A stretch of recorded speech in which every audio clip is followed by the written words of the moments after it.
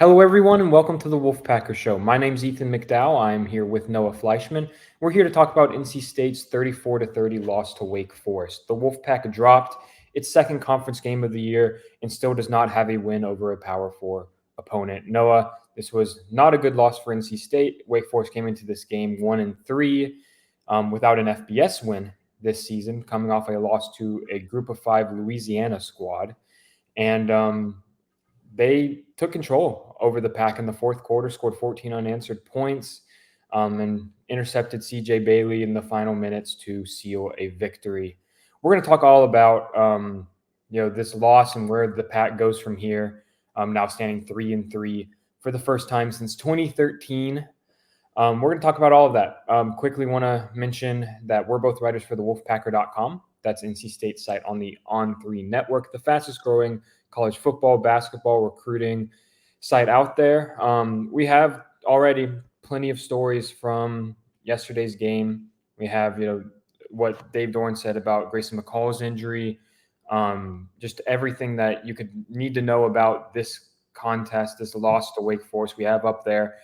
If you're tired of reading about the loss to Wake Forest, we're also going to be talking a lot about basketball this week. So either way, highly recommend going checking out the Wolfpacker.com, and we will see you there. But Noah, we're going to spend today talking about NC State's loss, the third loss of the season.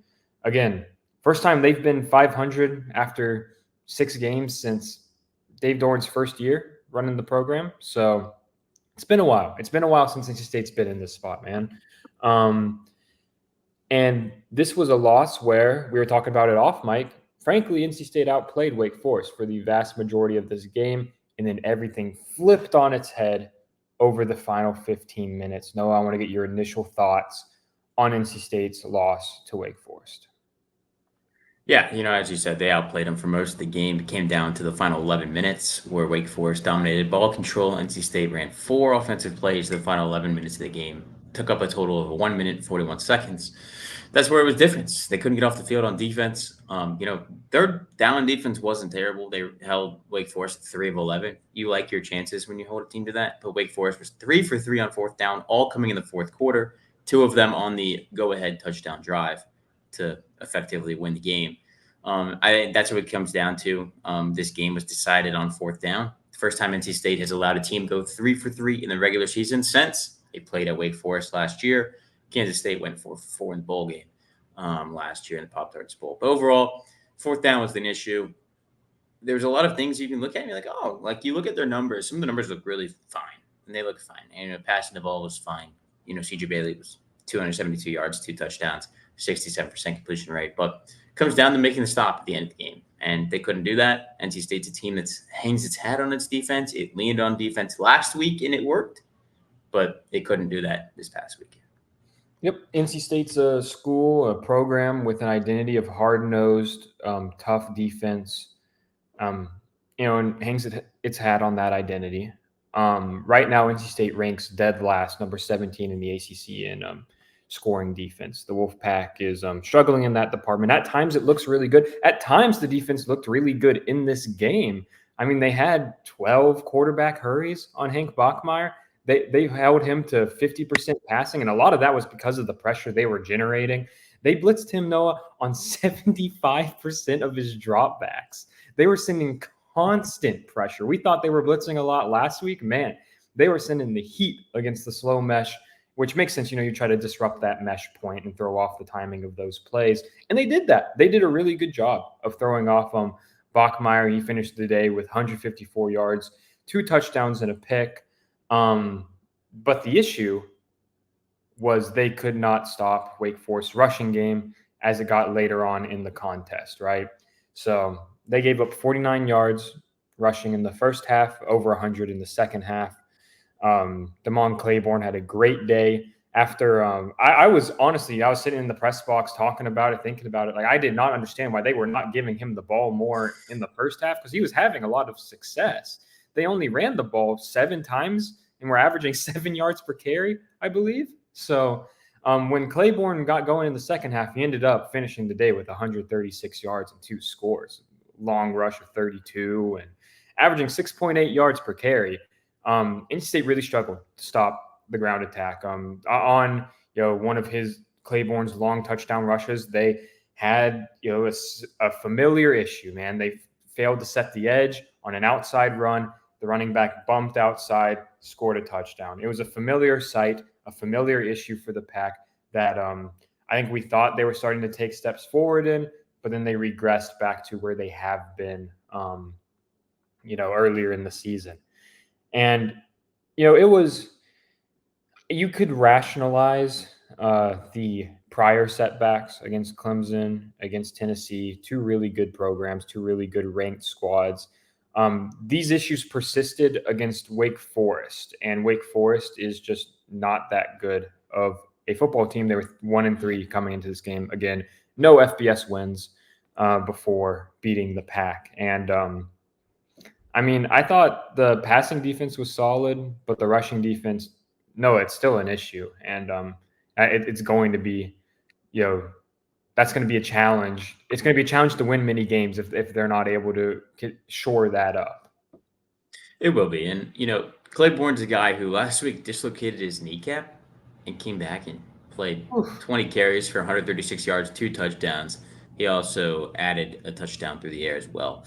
He's a really good player. And I think that, they leaned on a good talent that they had without, one of their better wide receivers in the game. And he ended up making them pay 6.8 yards average per carry, 161 total yards for the Demon Deacons on the ground. So not the best showing defensively in the rush department. But, I think overall, it comes down to defense needing to make a play.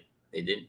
And I will say, we can look at those last 11 minutes and point a finger there. You can also look at when the defense did make a play. Yeah. They took the ball away in a span of 4 plays. They took it away twice. And the NC State's offense couldn't capitalize. And I think that's another place, if you want to look and point a finger in the third quarter, that is a spot where missed opportunities didn't seem like they were going to affect NC State. It was up 10. They thought they were going to be fine. But no, it wasn't. And if they were able to even just capitalize, get 1 touchdown on those 2 drives, if they're up 17 going into the fourth quarter, that's a pretty big deficit to climb. Instead, they squander a 10-point lead. Man, even if you got 3 points off of one of those drives, say Kanoa Still lose the game. Yeah, but you're down 1 in the final 2 minutes, and you just have to get a field goal on that final drive, and maybe that changes how that goes. Who knows? But still, you're right.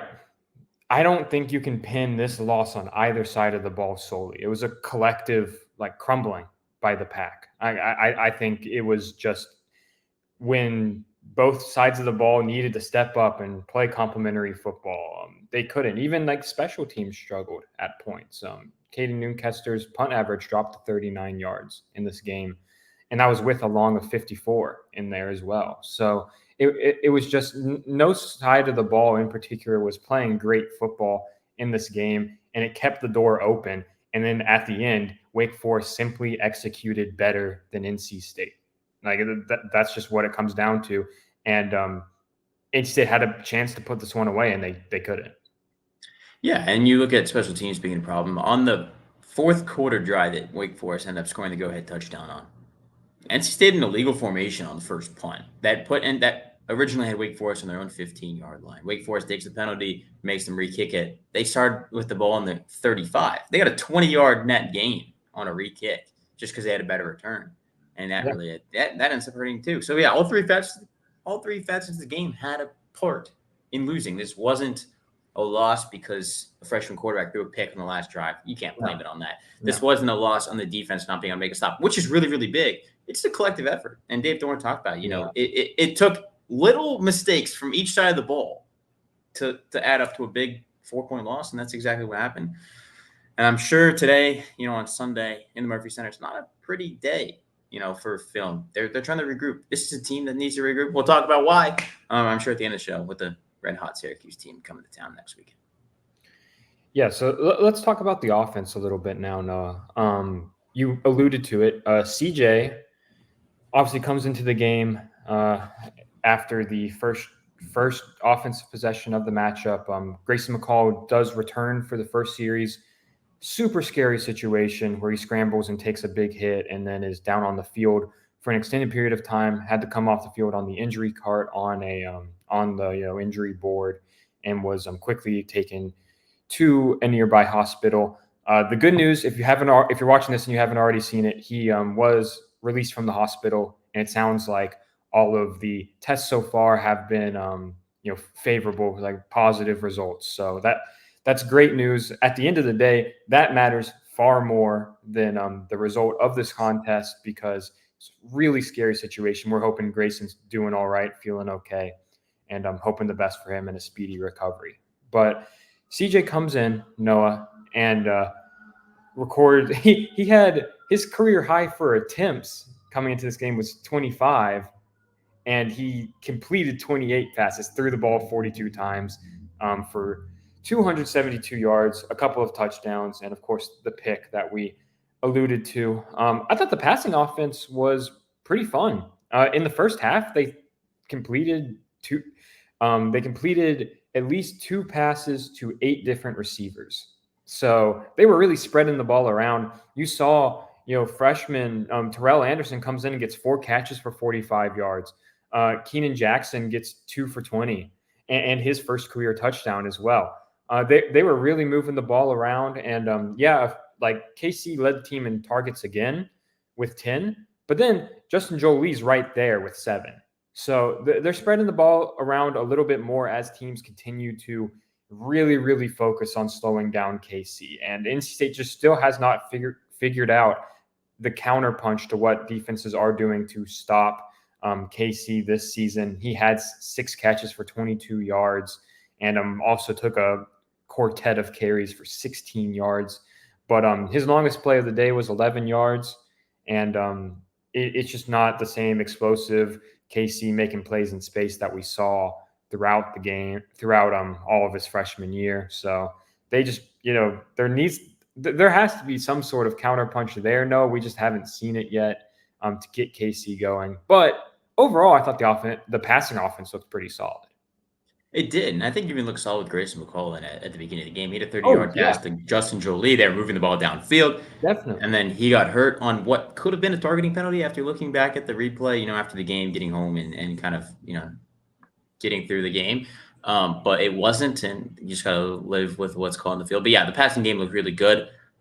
Kevin Concepcion, everything was being thrown to KC at or behind the line. And I think that, the way to change that is go downfield with him. They've tried a couple times. He only had 2 targets that were past 10 yards, past the line of scrimmage. Did not catch either one.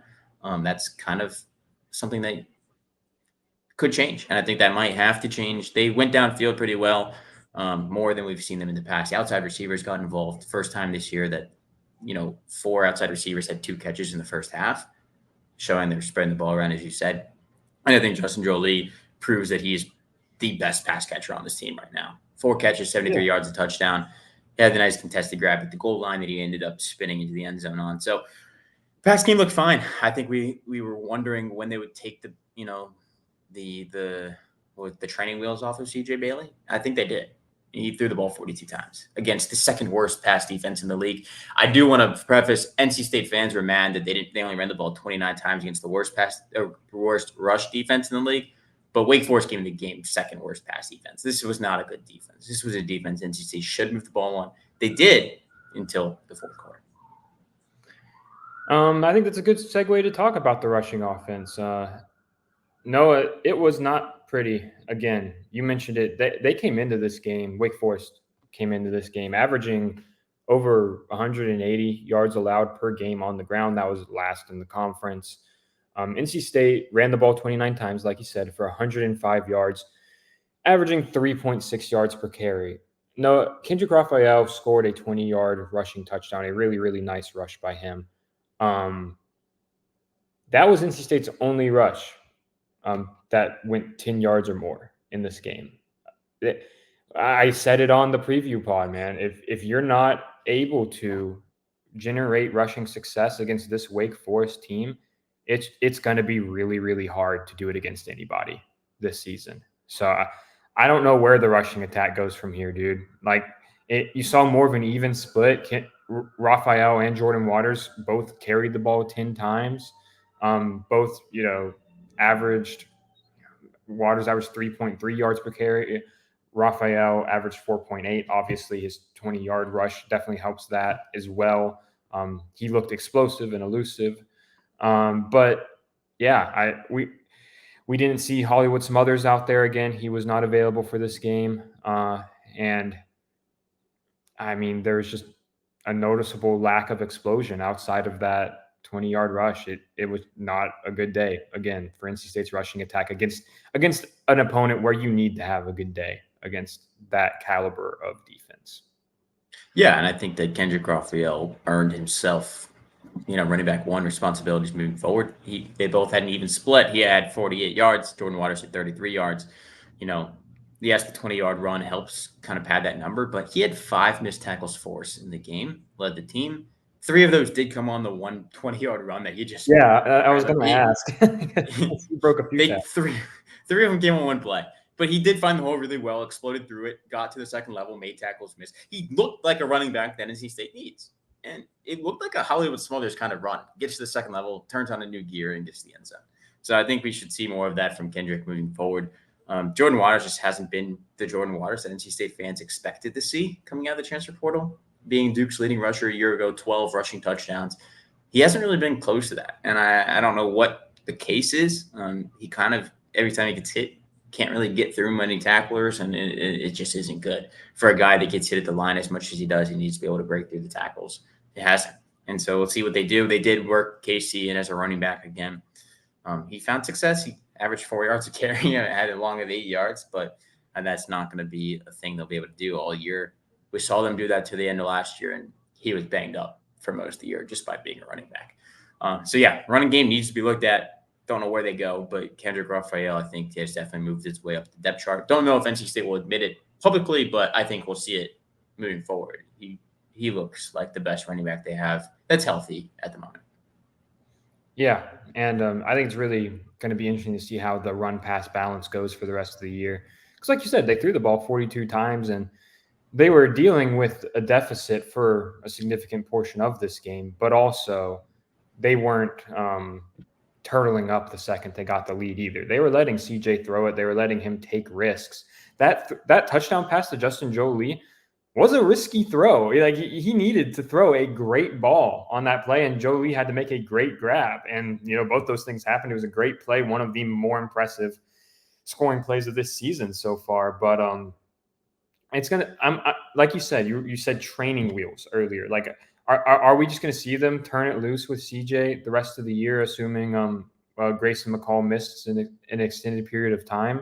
I would be interested in seeing that. I'd be intrigued to see how that goes over the the next few weeks, because the schedule still sets up fairly favorably for the Pack, but there's not going to be any easy games. That was clear. Like if a game against a 1-3 Wake Forest squad isn't easy, then nothing's going to be easy this season. No, it's going to be a grind of a rest of the season. And so far, CJ Bailey's emergence as the quarterback of the present and the future looks like pretty much the only bright spot right now, for this offense at least. Yeah, I think that, Dave Dorn a couple weeks ago talked about, they can't do everything with CJ. He's just a freshman. They don't want to put everything on his plate. But I think they will open up the playbook for him more. One, we don't know what Grayson McCall's future looks like after a really scary injury on the field. I mean, it was similar to last year. He had a similar injury, was carted off the field at Arkansas State, did not return the rest of the season. Don't know what the prognosis is. Too early to tell.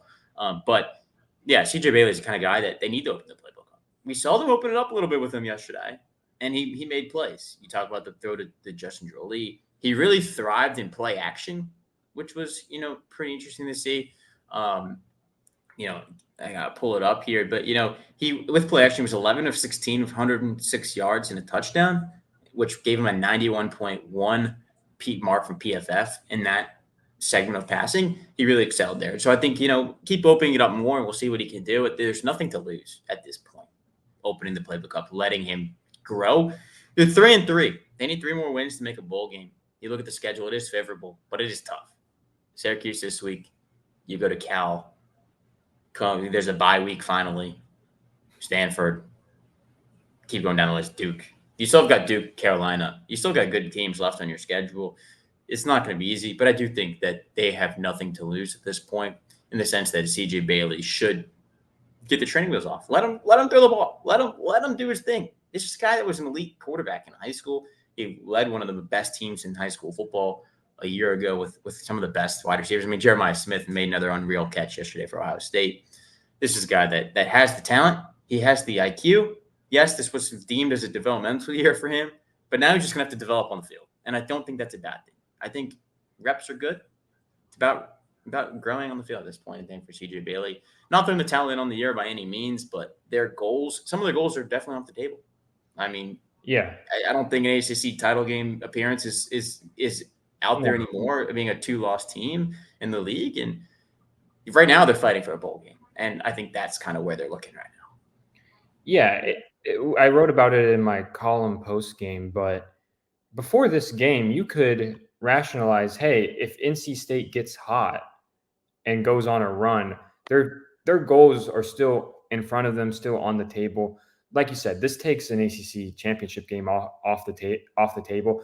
I'd argue, even if they had won, like mentally for me, it would have taken it off the table, because they are still not playing like a team capable of that. They have not shown this season that they are, a team capable of reaching the heights that they aspired to reach this season, which was the college football playoff, which was the ACC championship game.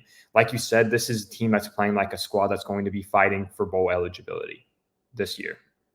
And that means winning 3 of your final 6. And that did not seem like too tough of a task early in the season. I think if you asked every NC State media member, I bet you couldn't find more than 1 or 2 maybe that projected less than 8 wins for this team.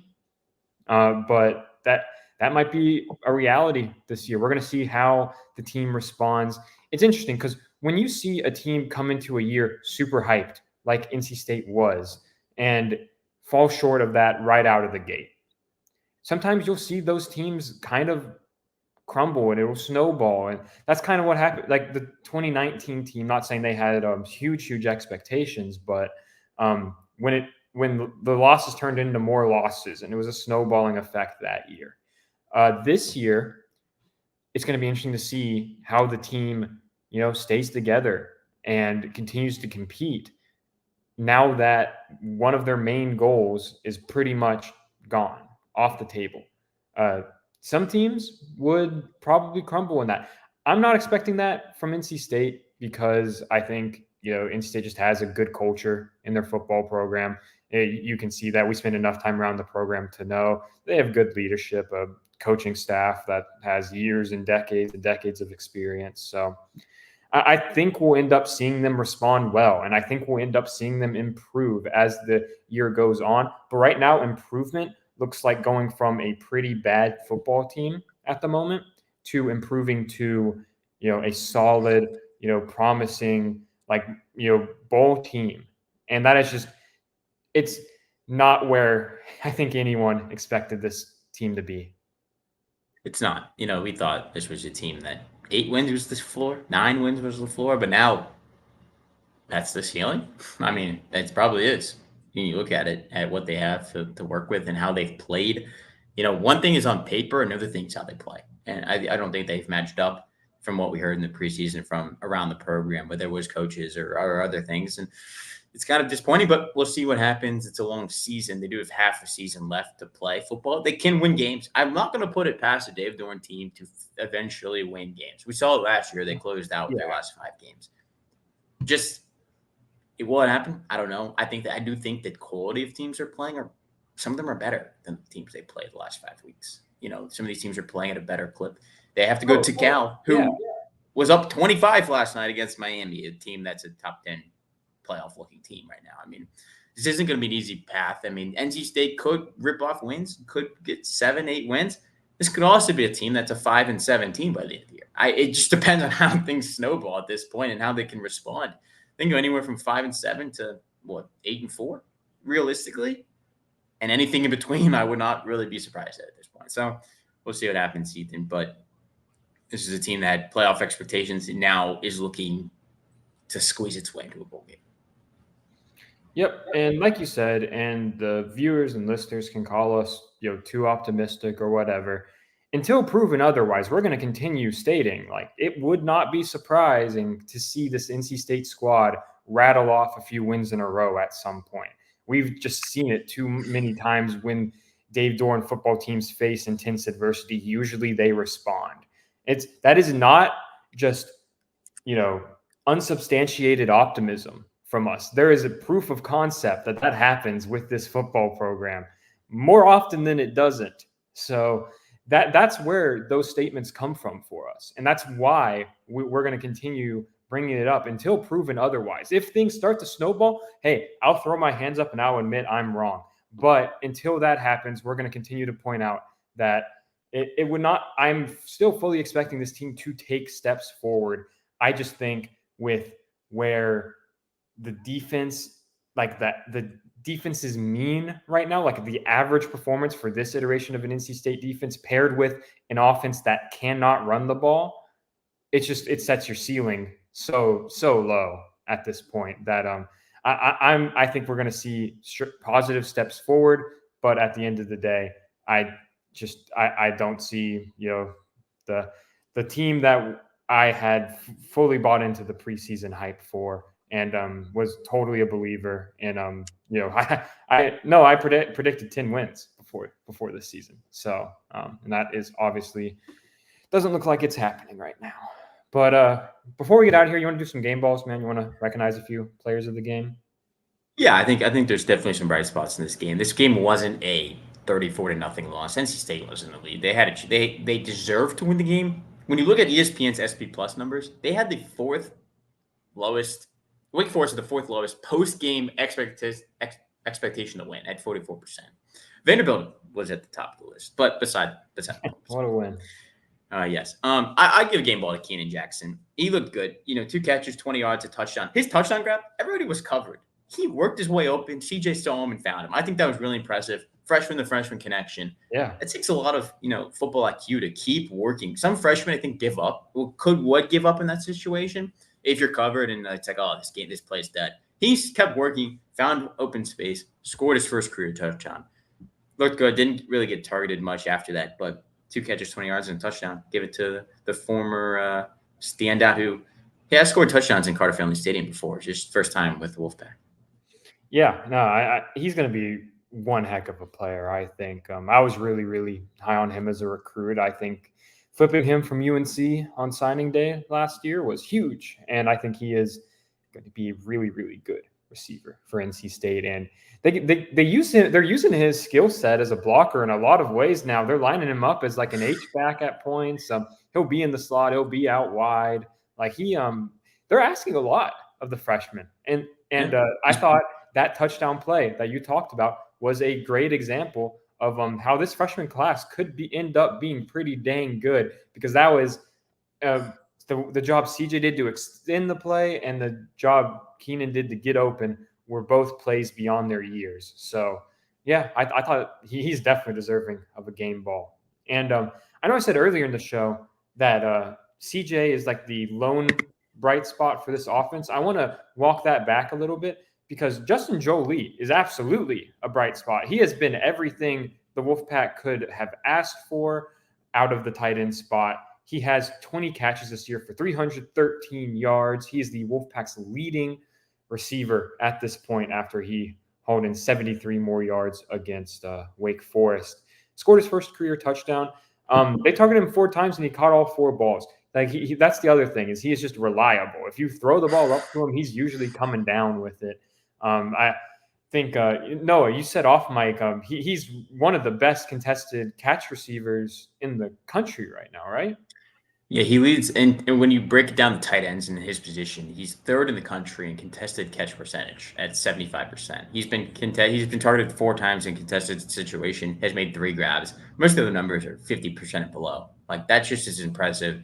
That is going to make him get draft buzz. I think this is kind of game that's going to get him draft buzz, even though he's not playing, even though the team isn't playing super well. This is a guy, do not be surprised if he's a one and done at NC State. That's kind of how I'm feeling too, man. He's obviously just incredibly talented, and he's putting up good numbers. But the like workload for him isn't that super high right now because you have someone like KC who you do have to target 8 to 10 times a game at least, and then you have all the outside receivers that you want to get involved too. There's only so many targets to go around in a game, but whenever Joe Lee does get one, he is making the most of it, and he certainly deserves a game ball. I thought he was phenomenal. I'm going to give out a second one because I thought that Devon Betty had the best game I've seen from him since he has been a starting linebacker over the past couple of years. I thought he had a really, really good day. 5 total tackles, but 2.5 for loss and a sack. I thought he was flying all over the field, looked really good, and was disruptive and was making plays. So I think Devon certainly deserves a game ball for his performance as well. Noah, do you want to give out a second one?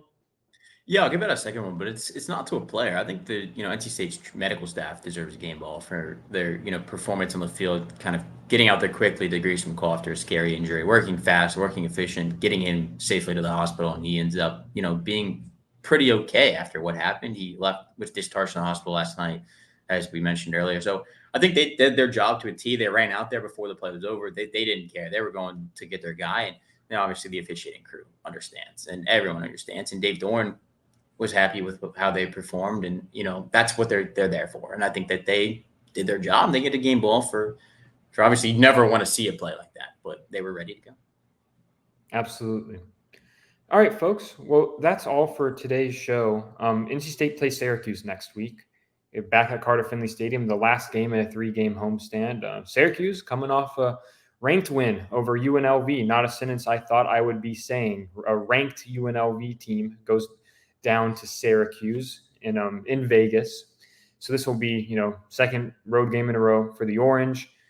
And it's an 8 p.m. kick. So we're going to be burning the midnight oil covering that one. And we'll be back in a few days to preview that game. And of course, we will be back a week from today to do our usual recap show. We appreciate you all tuning in, watching and listening to the Wolfpacker Show. And we will see you soon.